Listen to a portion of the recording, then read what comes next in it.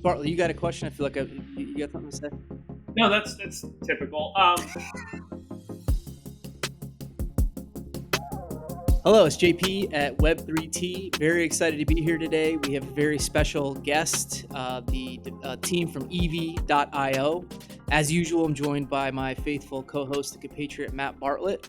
A little bit about EV. EV.io is a Solana NFT-enabled game developed by a small team operating under publicly traded Enthusiast Gaming. EV exemplifies a game-first, crypto-second approach to gaming by incorporating NFTs as a secondary feature on top of a fun, playable game. I'd say 2-3 months ago, Matt Bartlett sent me this game, and I immediately loved it. It's fun, it's fast, and the twist for me is that the NFTs can be integrated into the gameplay, but it's not necessary to play like most other NFT games. So, Matt Bartlett, good to see you. And then EV.io, why don't we just run through real quick and just say who you are and what you do at EV? So my name is Chris Scott, and I'm the game director on EV.io. And I handle the day-to-day development operations, programming, art direction, crypto strategy, pretty much everything that entails. My name is Bill. I'm the president of Enthusiast Gaming, which is the parent company of EV.io, as well as Addicting Games, the studio that makes a number of our other properties. And I work with Chris and Eric across the whole board of integrated game solutions, marketing solutions, and everything in between in the world of gaming. Eric Bernovsky, I'm the Chief Corporate Officer of Enthusiast Gaming, the parent company of EV.io. We're a video game and esports media and entertainment company, and pleasure to be here with you today. So can you describe EV in a nutshell? You know, what are you building? What's the whole point here? So EV.io is a first-person shooter. You don't have to download anything. You have to install anything. You just go straight to EV.io in the browser, because we're all about having a really, really low barrier of entry. We think that that's a real problem with modern gaming, that you have to buy a PS4, you have to download the game. It takes 2 days to download the game, even if it's free.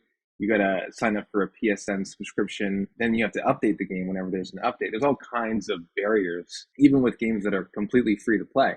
So what we did with EV is just eliminate all those barriers, because the technology has been available for a really long time. The technology to have an in-depth 3D experience in the browser. So that's what we set out to do with EV.io. It's a first-person shooter. It's an ability shooter, heavily inspired by Halo and Destiny. And it has lots of blockchain integration. For example, every skin that you have in the game, whether it's a character skin or a weapon skin, those are represented on the blockchain as NFTs. And if you buy one of our NFTs and you equip it, you actually earn small amounts of cryptocurrency for every kill. So one of the questions I have immediately is, what makes what makes your NFT strategy different than other crypto games? And so, and we'll get to the article a little bit. In a lot of the research that we do, and we track here on the investment team, our digital assets team, they go to websites like DappRadar and they'll say, these are the top 10, crypto games that are out there right now. And it's all tracked on DappRadar. So is everything being tracked on DappRadar? Is the game on chain 100%? Well, that's the problem with the DappRadar, is it tries to pigeonhole what a crypto game is. There's 1,000 conceivable ways to integrate blockchain in your game. And as a matter of fact, we use a pretty hybrid model. Players earn E, which is an off-chain currency. It's just a number in a database. It's a number in a centralized database, i.e. not a cryptocurrency. Then after they earn enough of that, they convert it into a cryptocurrency. And they're able to extract that, send it wherever they want with their DApp wallet, whether that be Coinbase wallet or Phantom wallet. The idea is that we have all of the strengths, right, of Web2 and of centralization, because it would just be not practical to send tiny amounts of cryptocurrency to thousands of users every hour after every single game, after every single kill. So we do utilize Web2 technology where it counts, though, which is when the players want to withdraw their earnings in the form of cryptocurrency. Where it counts, we actually use blockchain tech. So we're very much a hybrid model, and a lot of the stuff that we're doing can't easily be tracked on chain, but a lot of the stuff also can be tracked on chain. Like, for example, we have a game wallet an address that you can go to. You can go to on SoulScan or any Solana Explorer, and you can see how much money that the players are earning. And we give a small amount of reward for if the player tweets about their earnings. And generally, this is a pretty small amount of cryptocurrency. Like, we never try to sell people on like trying to get rich playing a video game or anything like that. There's a large aspect of novelty, being able to, over a long period of time or even a short period of time, earning, a pocket change and having fun doing it. That's really what EV.io's value proposition is all about. Bartlett, you got a question? I feel like you got something to say. No, that's typical. Yeah, so I found EV.io in July. So maybe, I was probably late, relatively speaking, but we featured it in Blubber Notes, our alpha newsletter. I shared it with colleagues, and we had a ton of fun with it. We jumped in, started playing. Very little friction, which is what I love about it. A couple clicks, you're in. I'm kind of wondering, like, how do you improve the experience from here? Like, what's sort of next? How could you do it better? I always like to see game design. We have the same problem that any Web2 game would have. You have to have a fun gameplay experience. It doesn't matter what your gimmick is, right? League of Legends, they had an amazing gameplay experience. Then they added microtransactions. They did so in a way that made sense within the context of the game. Well, it's the same thing with integrating blockchain technology. Like, the game has to be good. It has to be fun. So like you outlined in your article, that was a priority for us, and it's something that we discussed heavily. Like, let's not forget the reason why people are playing these games is to have fun. So that's really a huge part of our value proposition. And how we go about that, thousands of tiny small details that we're constantly changing over a long period of time. Right now, we're working on a new game mode. It's called Search and Destroy. And I don't know if you ever played Counter-Strike or Valorant, but it's a very competitive team objective game mode where one team has to plant the bomb, another team has to defend and prevent them from planting the bomb, or defuse the bomb once they've planted the bomb. We have the same problems that any Web2 game would have, where it's like you got to make a fun and engaging experience. I think what separates us, though, from the other blockchain projects, we really prioritize the experience, the gameplay experience itself. That's really the foundation of it all. And one thing to add, when you talk about finding an audience, it's really important to realize that not everyone has the best gaming equipment that streamers and other people that you see have. And that's one of the things that we identified really early on. We've done it throughout our careers, is make games that could be played by everyone, everywhere. And that's a very hard thing to do. But at the core of EV, it's designed to be played on anything from a Chromebook to a massive rig. And so when you talk about getting people into a game or into a project or crypto, you have to make it accessible. And that's one thing that EV does very well. That frictionless experience is very intentional. It has some limitations, and there's trade-offs to doing that. But that's a technical challenge that we deal with every day. It's very important to be able to get onto a game quickly, send it to your friends, play it wherever you are. And at the core, I think that's how you attract people to a project. Keep it simple, keep it accessible. That's our secret, part of our secret sauce that we do better than other people. And I think that's always going to be an advantage that we have to keep EV growing. Is, Matt, if you want to play with JP, it's a quick link and you're in the game. That might be a 5-minute experience, but we want to fill that 5-minute gap, and we want to fill that 30-minute gap. But you have to be able to play wherever you are on any device, and that's what the browser does. So that's one of the key advantages we have. And Bill, you said something really important. So this week, I actually upgraded my own gaming console, and while I was there, Best Buy had a Black Friday sale on Chromebooks. So Lenovo's for $139. And so my point in bringing that up is you have a really low price to entry for players around the world who can afford a Chromebook, but may not be able to afford a much more advanced piece of equipment. And so again, those folks are able to get on as well and play. Absolutely, because you need players. Not everyone is interested in the crypto aspect of it, but do you want to be on a project where you only have 30 other NFT holders in a lobby? That doesn't make for an exciting project or exciting game. You need people experience it from all different aspects. And at a certain point, that Chromebook turns into something else, and we're part of that journey early on. And so if other games can't be there, but we're there, we have that unique advantage, which is really important from a gameplay perspective and building that player base.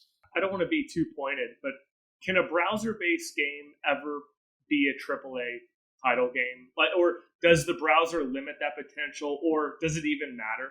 That's a good question. You look at like Wii, for example, or like Nintendo.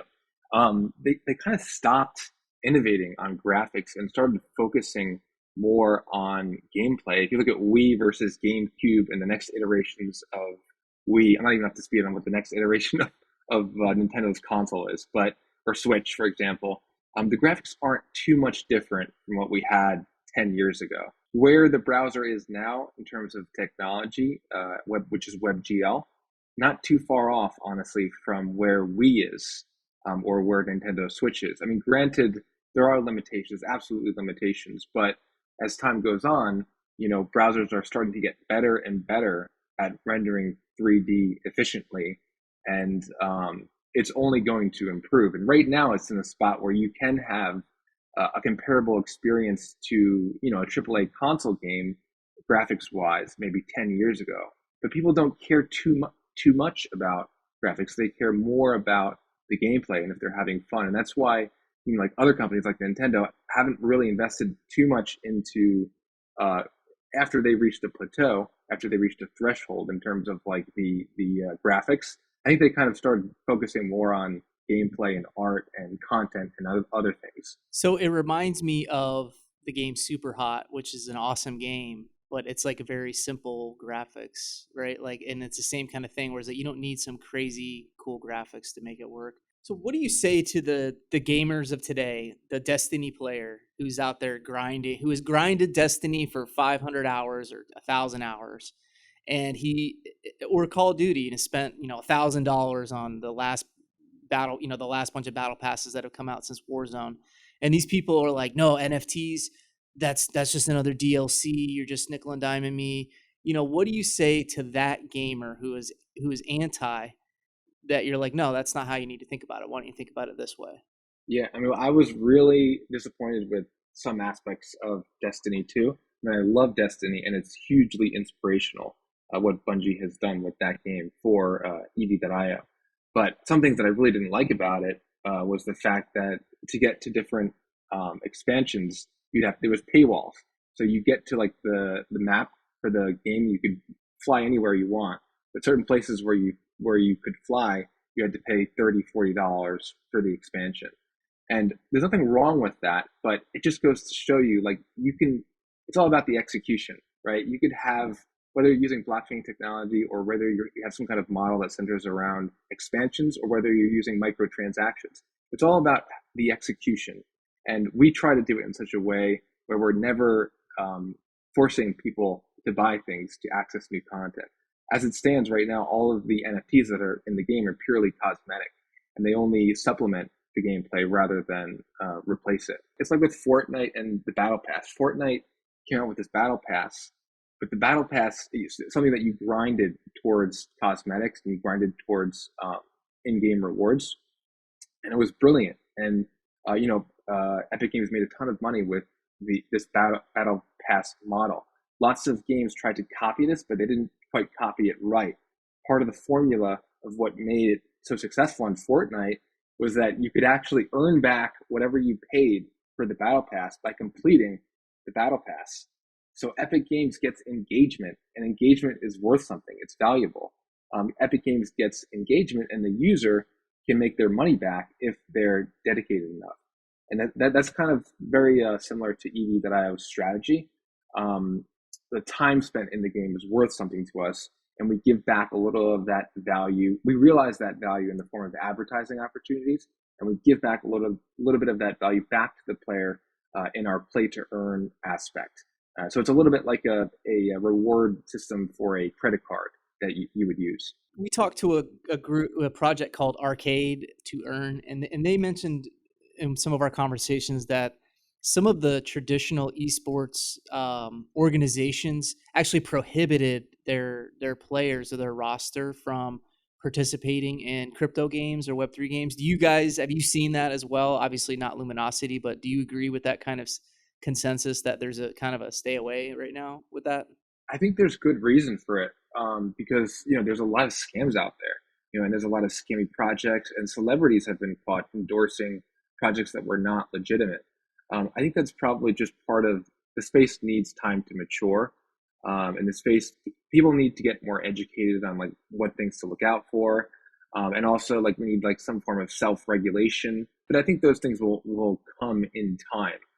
It's just kind of like the early stages of the internet. There was all kinds of horrible things that people were abusing with that technology, and we're experiencing that with crypto. And organizations, when they do stuff like that, it's not necessarily that they hate crypto or they hate technology. It's just that they're trying to protect their users. There's a vetting process too, where they're probably getting 10 to 20 pitches every week from all these different projects. And I think the consensus was for a lot of people, let's just put this all on hold till we figure out what is legitimate, what isn't, and then we can move forward with the Web3 strategy.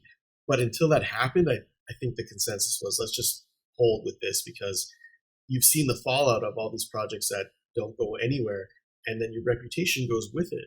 And I think that's a very important thing that people have to factor in, who they work with and endorse and partner with. That's very important to us. And I think that that's why a lot of orgs really have to focus on that in the early days. We're still in the early days, but 6 months ago, it was crazy. You didn't know. Everyone was saying this and that and making all these claims. You couldn't validate any of those claims. It was very difficult. And so you really had to pause and see who shook out from that. It's kind of like the early days of Kickstarter, where it's like, there was lots of taking the money, right? There was not a lot of giving any value back in the form of a finished product. But with EV.io, we actually put the product out there first, and that's how we're always going to do it. We put the game out there first and say, is this a fun experience? Can we add crypto? Can we add NFTs? I think that's what people should look out for. Like, it's very easy to promise a good product or a good game.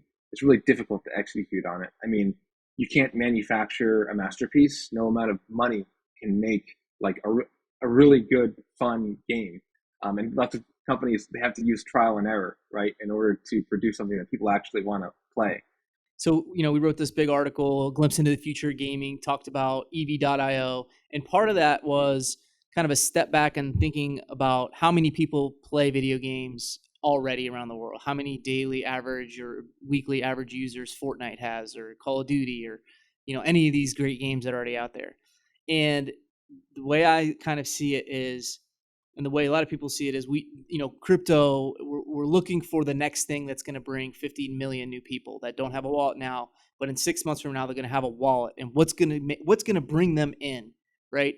And I think it's going to be gaming. Other people even at the company disagree and think it's going to be payments or think it's going to be DeFi or whatever. So even within VanEck, there's disagreement, and maybe not everybody sees the same thing. But do you think that if it's going to be gaming, which I'm imagining you guys do, is it going to be a game that's crypto first? Like I would say, even though EV is a crypto game, right? Is it going to be an EV, or is it going to be Fortnite, right? Is the game going to be an existing Web2 game that brings in these new people into NFTs, like what Reddit has done, right, with the Reddit collectibles, or is it going to be something that comes out of left field, like EV.io did for me? I think it's going to come out of left field because but a lot of these Web2 games, like Fortnite, for example, they have huge audiences, right? It's not so easy to pivot. I know Reddit pivoted, but they did it in a pretty sneaky way, and they did it pretty cleverly how they pivoted, because they didn't use the word NFTs anywhere, right? In none of the announcements. But I think it's going to be something completely brand new. And because the utility that blockchain provides, it's unlike anything that's in Web2. The fact that you can own your skin outside of the developer's control and send that, to other people outside of the developer's control.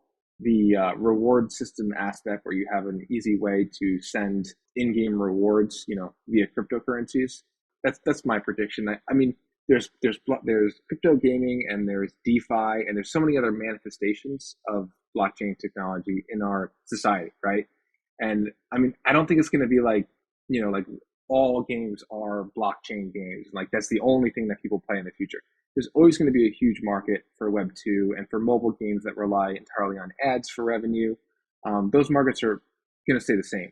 But the question is, what percentage, how much of the pie is going to be taken from crypto gaming? How much of it is going to be taken from DeFi and all the other aspects of blockchain. And I think, it's going to be a pretty big, but it's not going to happen overnight. It's going to take, I think, some time and a couple of bull runs too. And if you look at mobile gaming, who innovated on early mobile gaming, it wasn't the Electronic Arts of the world. It was King, and on social gaming it was Zynga, and so now eventually they got bought by these existing studios once they reached a certain maturity. But the innovation came from these startups, these smaller teams that were very nimble and could move quickly. They gained a certain amount of traction, and this pattern has repeated itself constantly. You saw it in mobile gaming, you saw it in social gaming. I believe the same thing is going to happen and is happening in the Web3 space. Our team is very, very small, and we're making a massive impact. And I think that's what you're going to see. And then more people, they get their comfort level and they start looking at these teams and they either start to invest or acquire. And then it goes mainstream. Then you get it in AAA titles implemented. Once other people have kind of figured out all the ins and outs, and that's where now you have, King is owned by, it's not even public anymore. Zynga's not even public anymore. I think the same pattern, history is going to repeat itself in this space, I believe. Yeah, the smaller the studio is, the faster you can iterate, and the more freedom you have for experimentation. You have these big giant game projects, that have hundreds of people employed, and there's $100 million on the line. They can't afford to take risks. They have to play it safe. So that's one of the advantages, I think, of being a relatively small game studio. There's room for experimentation. I think you should experiment with letting JP and I have God mode for just a week to hang out with the scholarship players that you have, because they're destroying me. A question I have for you, and I've been asking this on our last couple shows, is lore storyline important yet? Do you have a storyline or a lore, thing going on in the background? Yeah, so we have a bunch of members of the community because we have these NFTs, and we have part of our NFT design is that a lot of NFTs are like every single NFT in the collection is completely unique. You got a guy with a mustache, you got a guy with a party hat. That's not how we did it. We did it character centric, like a video game. In a video game, you play Mario, right, and you're fighting Bowser. Well, it's kind of like that with our NFT collection design. And every single NFT, is a character, and each of those characters has we don't have lore yet, but we have these communities of people that are centered around what the lore could be, because we have hints in the metadata. For example, one character, he's associated with a faction called Sinister. Another character is associated with a faction called Heroes. And we don't do anything official with this metadata, but we do say these characters are in different factions. So we have members of the community that are writing basically fan fiction, and there's actually an entire Discord server dedicated to writing lore for EV.io. And eventually that is a can of worms that we want to open up, and it's going to come alongside our PvE experience and the raids that I was talking about earlier, because it is important to have some kind of context for the world that you're living in. And even games which made it big on purely multiplayer experiences like Fortnite, for example. Fortnite is not a game where you sit in and you there's no cinematics, there's no talking to NPCs and getting quests. So there's not a lot of opportunities for them to tell the story, but they find opportunities to tell the story. And it's a little bit disjointed and that's a little bit crazy, but they do have a lore, they do have a context. And it's very much a direction that we do want to go in. But it's not in our immediate set of priorities. We have so many other things that we want to get right before we start opening that can of worms. What are your priorities then? You bring that up, and I know you mentioned you're working on the kill the streamer, stuff like that. If you were going to say top 3 bullet points, what is it? Well, we want to have leveling NFTs. We want people to be able to take their NFTs. So right now, they equip an NFT, whether it's a character skin or a sword skin, and they earn small amounts of cryptocurrency. Other than that, there's not much they can do with it looks really cool, right? But other than that, there's not much other utility. So we want to make it so that you actually increase the power level, the level on each NFT as you use it. And you'll have various opportunities like quests and tournaments, ways that you can increase your power level. As your power level increases, your skin actually glows in the game. And we spent an immense amount of time trying to get this seemingly small cosmetic feature perfect.